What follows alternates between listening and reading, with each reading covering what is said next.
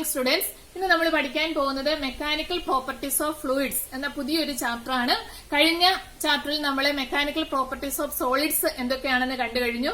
അപ്പൊ ഫ്ലൂയിഡ്സ് എന്ന് പറയുന്ന കാറ്റഗറിയിൽ പെടുന്നത് ഫ്ലോ ചെയ്യാൻ കഴിവുള്ളതിനെയൊക്കെ നമ്മൾ ഫ്ലൂയിഡ്സ് എന്ന് വിളിക്കും. ഇതില് അതുകൊണ്ട് തന്നെ രണ്ട് തരമുണ്ട്, ലിക്വിഡ്സും ഗ്യാസസും ഫ്ലൂയിഡ്സ് എന്ന് പറയുന്ന കാറ്റഗറിയിൽ ഉൾപ്പെടും. അപ്പൊ നമുക്കറിയാം സോളിഡ്സിന് ഒരു ഡെഫിനിറ്റ് സൈസും ഷേപ്പും ഒക്കെ ഉണ്ട്. ഫ്ലൂയിഡ്സിനെ സംബന്ധിച്ച് അതിന് ഒരു ഡെഫിനിറ്റ് സൈസോ ഷേപ്പോ ഇല്ല. അത് ഏത് കണ്ടെയ്നറിലാണോ ഇരിക്കുന്നത് അതിന്റെ സൈസും ഷേപ്പും ഒക്കെയാണ് ഫ്ലൂയിഡ്സ് സ്വീകരിക്കുക. അപ്പൊ നമ്മളിവിടെ ഫ്ലൂയിഡ്സിന്റെ പ്രോപ്പർട്ടീസിൽ ഫസ്റ്റ് നമ്മൾ പഠിക്കാൻ പോകുന്ന പ്രഷറാണ്. പ്രഷർ P1 ആണ് നമ്മൾ റെപ്രസെന്റ് ചെയ്യുന്നത്. അപ്പൊ പ്രഷർ കൊണ്ട് ഉദ്ദേശിക്കുന്നത് normal force to the area.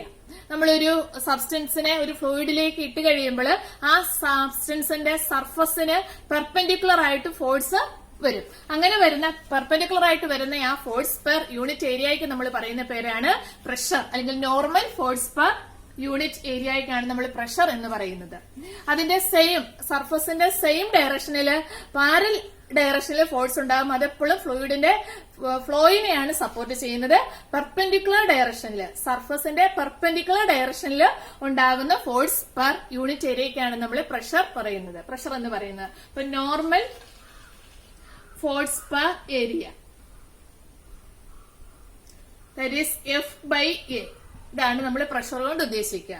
പ്രഷറിന്റെ unit എന്ന് പറയുന്നത് പാസ്കൽ ആണ്, അല്ലെങ്കിൽ ന്യൂട്ടൺ പെർ മീറ്റർ സ്ക്വയർ. ഇതിനെ നമ്മളൊരു സ്കെയിലാർ ക്വാണ്ടിറ്റി ആയിട്ടാണ് കൺസിഡർ ചെയ്യുന്നത്. പ്രഷറിനെ നമ്മൾ സ്കെയിലാർ ക്വാണ്ടിറ്റി ആയിട്ടാണ് കൺസിഡർ ചെയ്യുന്നത്.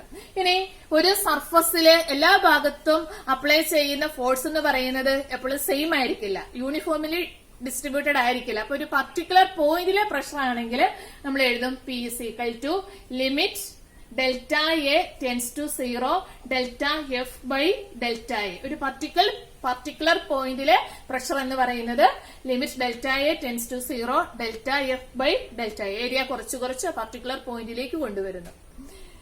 ഓക്കെ, അപ്പൊ പ്രഷർ എന്ന് പറയുന്നത് normal force per area, scalar quantity ആണ്.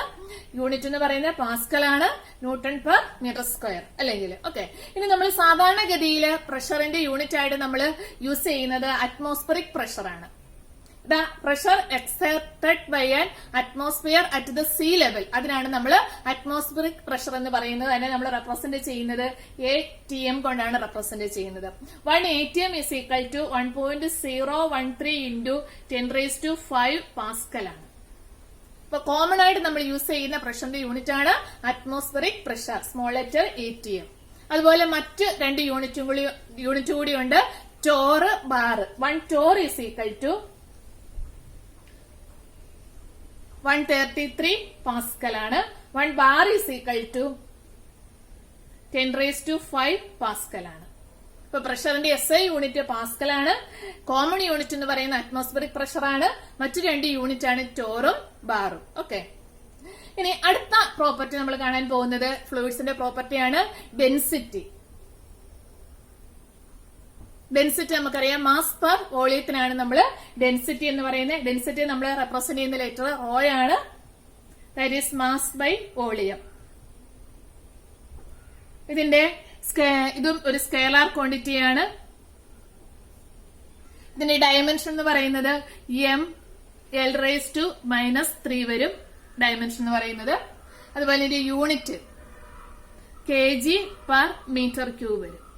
Okay, density mass per volume ആണ്, സ്കെയിലാർ ക്വാണ്ടിറ്റി ആണ്, ഡയമെൻഷൻ ml⁻³ അതിന്റെ യൂണിറ്റ് എന്ന് പറയുന്നത് kg/m³ ആണ്. ഇനി ഇവിടെ ഒരു പുതിയ ടേം കൂടി ഉണ്ട്, റിലേറ്റീവ് ഡെൻസിറ്റി. റിലേറ്റീവ് ഡെൻസിറ്റി എന്ന് പറയുന്നത് density of a substance to the density of a water at 4 degree Celsius.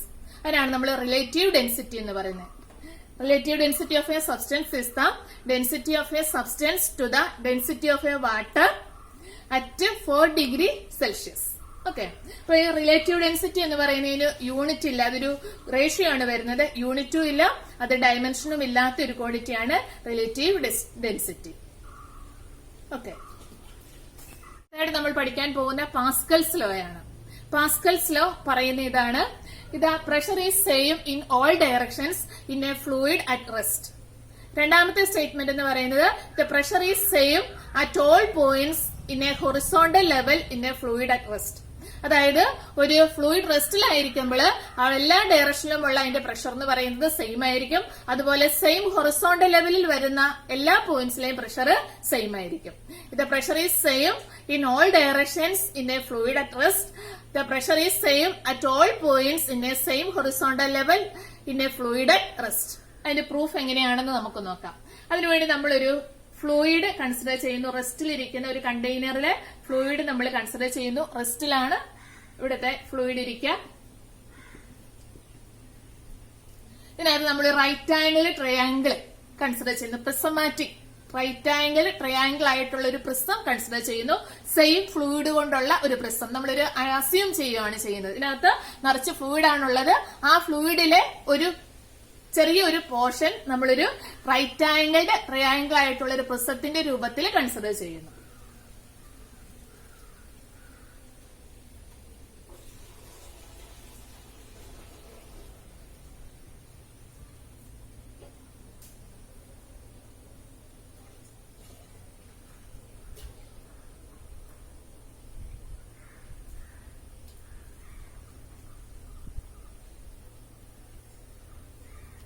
Okay, അപ്പൊ നമുക്ക് ഇതിന്റെ ആ പ്രിസത്തിന്റെ ഫ്രണ്ട് ഫേസിന് നമുക്ക് ABC എന്ന് കൊടുക്കാം.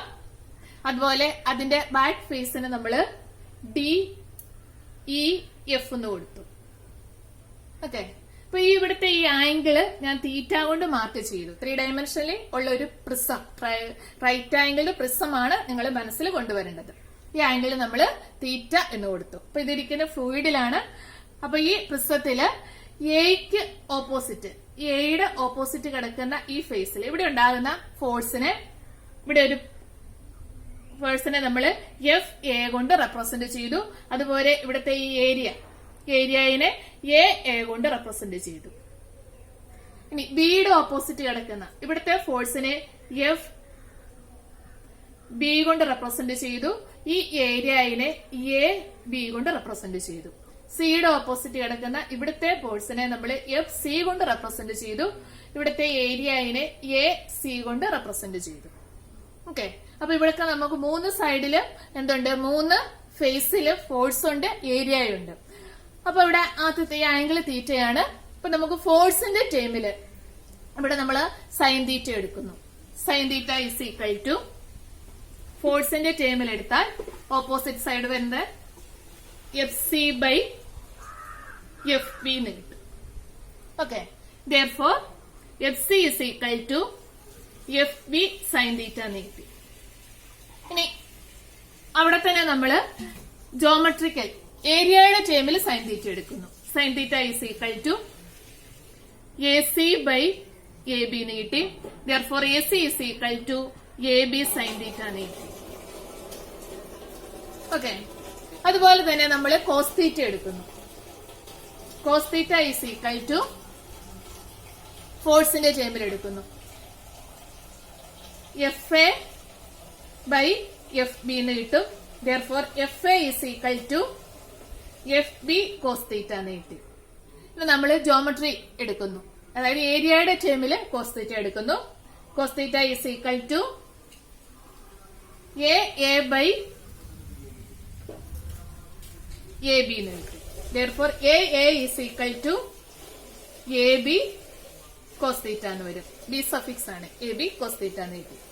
ഓക്കെ, അടുത്ത സ്റ്റെപ്പില് നമ്മള് FC/AC കാണുന്നു. FC/AC is equal to FC/AC എന്ന് പറയുന്നത് FB sin theta by AC sin theta ആണ്. സൈൻ തീറ്റ രണ്ടിലും ക്യാൻസൽ ആയി പോയി. അപ്പൊ നമുക്ക് കിട്ടും FC/AC is equal to FB/AC എന്ന് കിട്ടും. FB/AB എന്ന് കിട്ടും. അതുപോലെ ഇവിടെ നമ്മള് FA/AA എടുക്കുന്നു. FA/AA is equal to ഇവിടെ കിട്ടുന്ന FB cos theta by AB cos theta ആണ്. cos theta രണ്ടിലും ക്യാൻസൽ ആയി പോയി. നമുക്ക് FB/AB എന്ന് കിട്ടും. FA/AA is equal to FB/AB എന്ന് കിട്ടും. ഇത് രണ്ടും കൂടി കമ്പയർ ചെയ്യുവാണെങ്കിൽ നമുക്ക് കിട്ടുന്ന ഇങ്ങനെയാണ് FA by AA is equal to FB by AB is equal to FC by AC is equal to AC. ഇനി നമുക്കറിയാം FA by AA എന്ന് പറയുന്നത് എന്താണ്? PA ആണ്. is equal to FB by AB എന്ന് പറയുന്നത് എന്താണ്? PB ആണ്. is equal to PC ആണ്. എന്ന് പറഞ്ഞാൽ ഇത് നമുക്കറിയാം വളരെ സ്മോൾ ആയിട്ടുള്ള ഒരു പ്രിസാണ്. നമ്മൾ ഫിഗറിൽ ഇത്രയും വലുതാക്കി വരച്ചിട്ടേ ഉള്ളൂ. അപ്പൊ എന്താണ്, ഇത് മൂന്നും തമ്മിൽ വളരെ സ്മോൾ ഡിസ്റ്റൻസേ ഉള്ളൂ. മൂന്നിലെയും acceleration due to same height ആണ്, ഏകദേശം സെയിം ഹൈറ്റ് എന്ന് നമുക്ക് പറയാം. ഇവിടുത്തെ മൂന്നിലെ acceleration due to gravity same ആണ്. അങ്ങനെ വരുന്ന കേസിൽ എന്ത് വരും? PA is equal to PB is equal to PC. That is എയിലെയും ബിയിലെയും സിയിലെയും പ്രഷർ സെയിം ആണ്. അതാണ് പാസ്കൽസ് ലോ പറയുന്നത്. The pressure is same at all points in the same horizontal level in a fluid at rest. Okay. PA is equal to PB is equal to PC വരുന്നത്. അപ്പൊ ഒന്നുകൂടി നോക്കാം. ഒരു ട്രയാങ്കിൾഡ് right angled prism നമ്മൾ consider ചെയ്തു. അതിന്റെ front ഫേസിനെ നമ്മൾ ABC കൊണ്ട് റെപ്രസെന്റ് ചെയ്തു, ബാക്ക് ഫേസിനെ DEF കൊണ്ട് റെപ്രസെന്റ് ചെയ്തു. എക്ക് ഓപ്പോസിറ്റ് കിടക്കുന്ന ആ ഫേസ് നമ്മൾ A ആയിട്ട് എടുത്തു. ഓക്കെ. അവിടുത്തെ ഫോഴ്സിനെ നമ്മൾ FA കൊണ്ടും ആ ഏരിയനെ നമ്മൾ AA കൊണ്ട് റെപ്രസെന്റ് ചെയ്തു. ബിക്ക് ഓപ്പോസിറ്റ് കിടക്കുന്നതിനെ FB കൊണ്ടും അവിടുത്തെ ഏരിയനെ AB കൊണ്ട് റെപ്രസെന്റ് ചെയ്തു. സിക്ക് ഓപ്പോസിറ്റ് കിടക്കുന്നതിനെ AC കൊണ്ടും FC കൊണ്ടും റെപ്രസെന്റ് ചെയ്തു. ഇവിടെ നമ്മൾ ആംഗിൾ തീറ്റ ആയിട്ട് എടുത്തു. ആ കേസിൽ നമ്മൾ ഫോഴ്സിന്റെ ടേമില് സൈൻ തീറ്റ കണ്ടു, അതുപോലെ തന്നെ ഏരിയയുടെ ടേമില് സൈൻ തീറ്റ കണ്ടു, അതുപോലെ കോസ് തീറ്റ ഫോഴ്സിന്റെ ടേമിലും കണ്ടു, ഏരിയയുടെ ടേമിലും കണ്ടു. ഓക്കെ. ദെൻ നമ്മൾ FA by AA കണ്ടു, അതുപോലെ FC by AC കണ്ടു. അപ്പൊ ഈ രണ്ടും കൂടി നമ്മൾ കമ്പയർ ചെയ്തപ്പോൾ നമുക്ക് കിട്ടി FA is equal to FA by AA is equal to FE by AB is equal to FC by AC. That is PA is equal to PB is equal to PC. Okay. Same vertical height, same height എന്താണ്? Same pressure. Horizontal same horizontal height, horizontal level same pressure. Okay. ഇതാണ് Pascal's law പറയുന്നത്. അടുത്തായിട്ട് നമ്മൾ പഠിക്കാൻ പോകുന്നത് variation of pressure with depth ആണ്. അതിന് നമ്മളൊരു ഫ്ലൂയിഡ് കണ്ടെയ്നർ കൺസിഡർ ചെയ്തു. ഫ്ലൂയിഡ് അറ്റ് റെസ്റ്റ് ആണ്. ഇവിടെ രണ്ട് പോയിന്റ്സ്, പോയിന്റ് 1 എന്ന് നമ്മൾ കൊടുത്തു, ഇത് പോയിന്റ് 2. ഇത് തമ്മിലുള്ള ഹൈറ്റ് ഡിഫറൻസ് എന്ന് പറയുന്നത് h ആണ്. അപ്പൊ ഈ പോയിന്റ് 1ഉം പോയിന്റ് 2ഉം ഇൻക്ലൂഡ് ചെയ്തുകൊണ്ട് ഒരു സിലിണ്ടറിക്കൽ എലമെന്റ് നമ്മൾ കൺസിഡർ ചെയ്തു.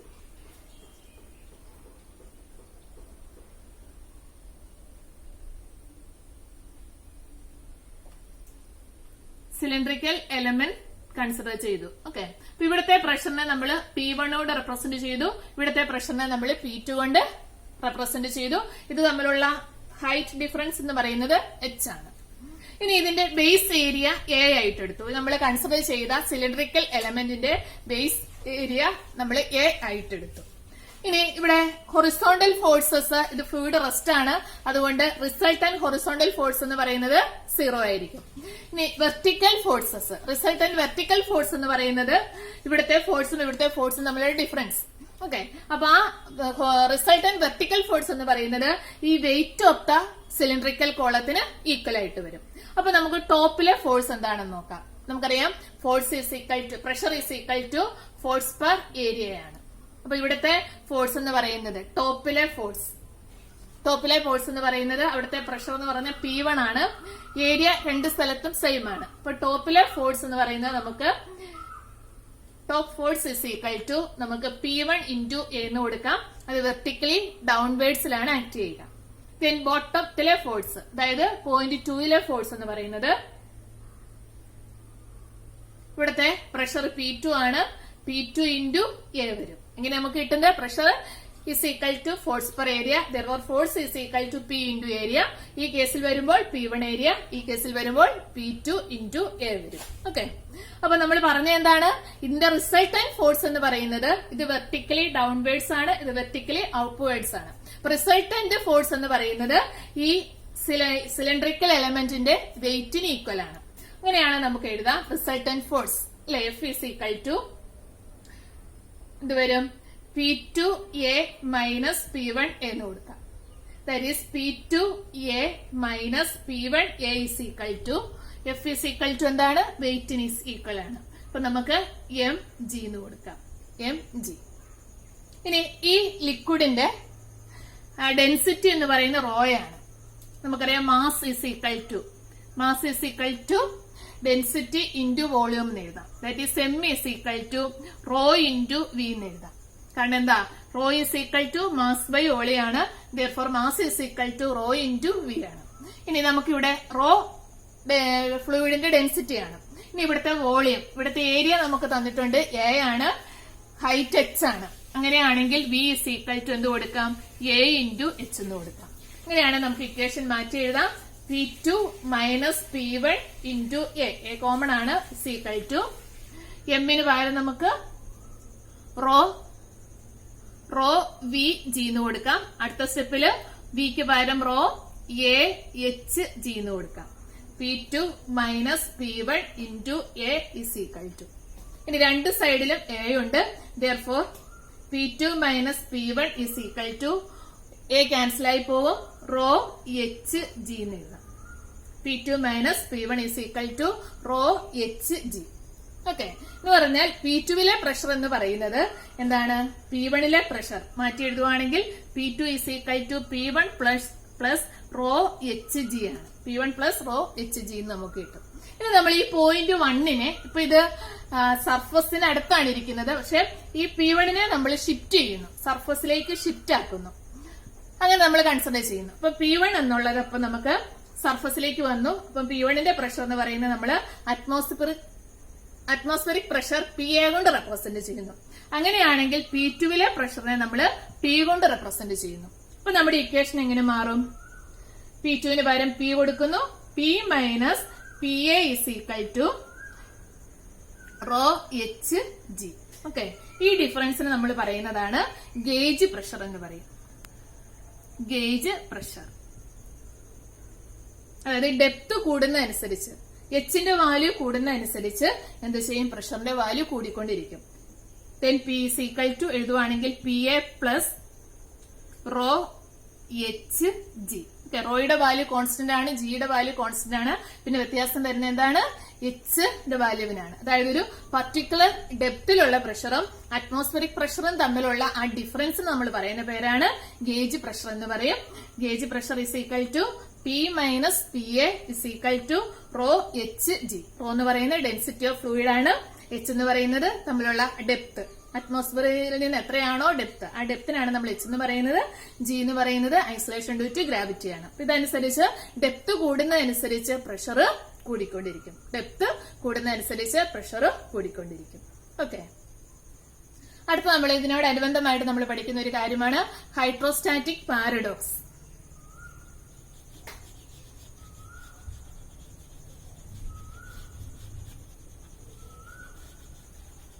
നമ്മളൊരു വെസലിന്റെ ബോട്ടം തമ്മിലൊരു കോണ്ടാക്റ്റിൽ വരുവാണ്. 3 ഷേപ്പിലുള്ളൊരു വെസൽ ഞാൻ കൺസിഡർ ചെയ്യാണ് ഇവിടെ.